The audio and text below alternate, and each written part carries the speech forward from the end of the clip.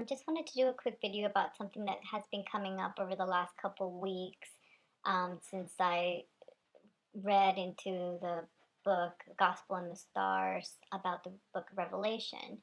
And it has to do with the pole shift. So I remember, you know, back in 2012, reading a lot of people's opinions and, even some scientific evidence that there may have been pole shifts in the past and there were patterns to it and people were tracking it. So I always considered that it could be a possibility. But ever since I started to read this and then getting some dreams and confirmations, it just became more real, I guess.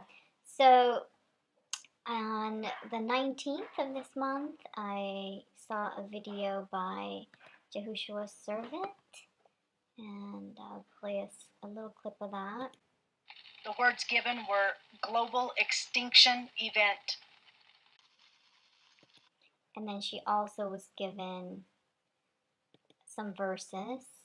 Chapter 6, verse 12 through 17, King James Version. And I beheld when he had opened the sixth seal, and lo, there was a great earthquake, and the sun became black as sackcloth of hair, and the moon became as blood, and the stars of heaven fell onto the earth, even as a fig tree casteth her timely figs, when she is shaken of a mighty wind. And the heaven departed as a scroll when it is rolled together, and every mountain and island were moved out of their places. So I thought that was interesting. What does that look like when you're scrolling, even when you're scrolling here? Imagery of a scroll rolling.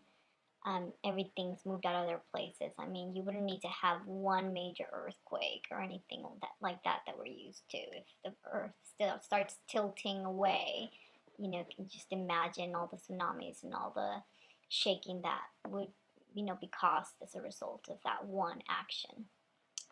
So I thought that was interesting. That she had that dream, because that same day I woke up at 2:06 in the morning. Again, my phone is kind of far away, so it's not like I check it all the time. I got up, went over there, looked at the phone, and just wrote it down, went back to sleep. And when I woke up, I went to Strong's and looked it up. So it's referring to the extreme parts of heaven and earth. And here are the verses, Matthew 24, and he shall send his angels with the great sound of a trumpet, and they shall gather together his elect from the four winds, from one end of the heaven to the other. Now keep that in mind, four winds and the ends of the heaven, okay? So I thought that was cool because, gathering his elect, that's telling me rapture, but it's also pointing to the four winds and the ends of the heavens. Again, Mark 13:27. Gather together his select from the four winds, from the uttermost parts of the earth to the uttermost part of the heavens. Okay, so definitely noted that. And then last night, I had a dream where I was in and I had been thinking, maybe I should make a pole shift video, and I got a confirmation last night. I was kind of in a building like this. There were lots of skyscrapers around. I want to say it was either New York or downtown LA. And it was kind of like this. I was inside, and I was trying to get outside because I knew something was going to happen. And so I was moving quickly, and there were people shopping. I guess there was a store down here. And I just thought to myself, oh, I can't believe all these people are standing in line to buy these shoes. They're not even nice. And they were like these brown, light brown kind of felt boots. And I looked at them and I was like, ugh, totally not interested. And I was in a hurry. But there was a big line of people in line to buy these boots. And then I was, making my way up quickly. And there was like a car, somewhere above. And I started to hold on to the car, kind of in preparation for a tilt. So it kind of felt like that's why I have a picture of the Titanic, when Rose and Jack are heading up, because it's starting to tilt over, and they need to find something to anchor them to the top so that they don't just fall and everybody started falling, right? So similarly with my thing here, I guess if it was going to start tilting somehow, I guess I wanted something to anchor me so that I would survive the tilt. I mean, obviously these probably just fall all on top of me, but somehow what I was doing made sense, and I knew it was coming. Nothing had started happening yet, but I was holding on to rails and to like all kinds of stuff, just because it could happen at any moment. And I wasn't the only one. It was like me and like maybe one or two other people were kind of starting to do the same thing.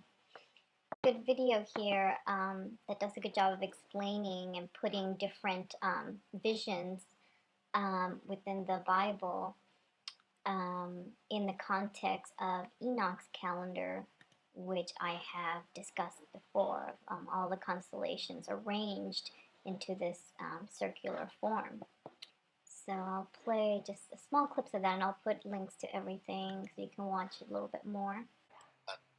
Overall illustration with the three prophecies that I've dealt with so far, the Ezekiel's vision and John's vision and Daniel's vision here in the center. And I'm going to show how Yahuwah works, and how you got to kind of have to know all the prophets, to understand any one of them, because they all further elaborate, and he gives, knowledge to this one and not that one, and but the other one references something that the other one explained. Revelation 4:7, he says, and the first creature was like that. Hang on, let me get my pointer. I can do some teaching over here. All right. He said, and the first creature was like a lion. There it is, Leo, the lion of tribe of Judah. And I explained all this in my presentation on the book of Revelation. So if you want a full breakdown, go watch that video. He says, and the second creature was like that of a calf or a bull or a cow, whatever you want to say, or an ox. That's Ephraim and Taurus. And he said, and then the third creature was like a man. That's Reuben, which is Aquarius, the man, the water bearer. And the fourth creature was like a flying eagle. And there he is. He's talking about Dan. And Scorpio, it could be a scorpion or an eagle. I explain all that, like I said, in my presentation on the book of Revelation and the Heavenly Scroll. But Ezekiel talked about the same thing. In Ezekiel 1:10, he said their faces look like this. Each of them had four faces of a human being. There's the man. Face of a lion. There it is. Let's see, the face of an ox. There it is. And also the face of an eagle. There it is. Okay. So, what's interesting to see, throughout the Bible, there's so many references to this four. And I mean, we've all been seeing lots of four horses, four cardinal directions. And remember, the time that I woke up just a few days back was about the four winds and the corners of the earth and the heaven. So, that reminded me this was a good website. It's called Tracking Bible Prophecy. Four corners, four winds, the four directions, four durations of the day, four seasons of the year, four watches of the night, four faces for the ordinances of the moon, just, on and on. This is the four living creatures that he talks about. He starts talking about the four horses, and these, he says, brings forth the four severe judgments of God. I saw some references to,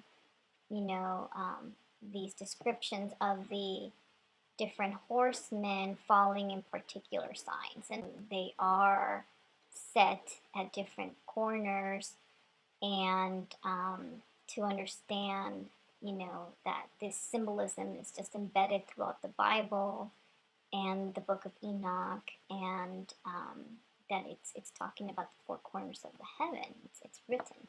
So then what I found in my book that was kind of leading me towards the book's pole shift We are in the age of Christianity. At the end of this age, it is taught that the Lord will return.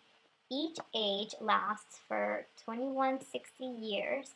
We are in the age of Pisces. The next age that is that of Aquarius. These are the signs of the zodiac. Okay, it explains that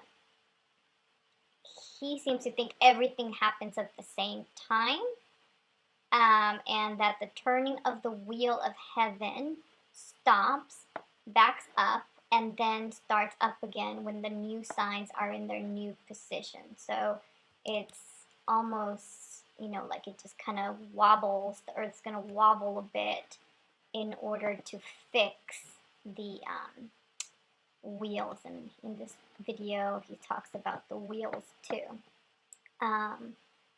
So that was interesting. If you think of, the four corners of the heavens set, and you're breaking seals. I don't know if that's maybe unfixing their positions so that they can move and become fixed in the new place. I'm not sure, but I just wanted to share that, especially given my dream last night and that I keep being pointed to those four corners. Another thing that got my interest, obviously, is that throughout the months I've been seeing a lot of other people having visions and dreams about pole shifts. So, if you just do a quick search on YouTube, you'll get a ton of results on this. So it's not just those couple things that I mentioned earlier. There's tons and tons of stuff out there about this. Also, if you go to Dale Sides' videos, he has this Mazzaroth, and it's divided into 3 parts. So the first part of the story in the heavens started with Virgo, with the birth of Jesus, and that was here. And then it ended right before Pisces, right? It was 1, 2, 3, 4. And then the second part was the apostles and the spreading of the message of the gospel. So that was the next 4 signs up until Aries.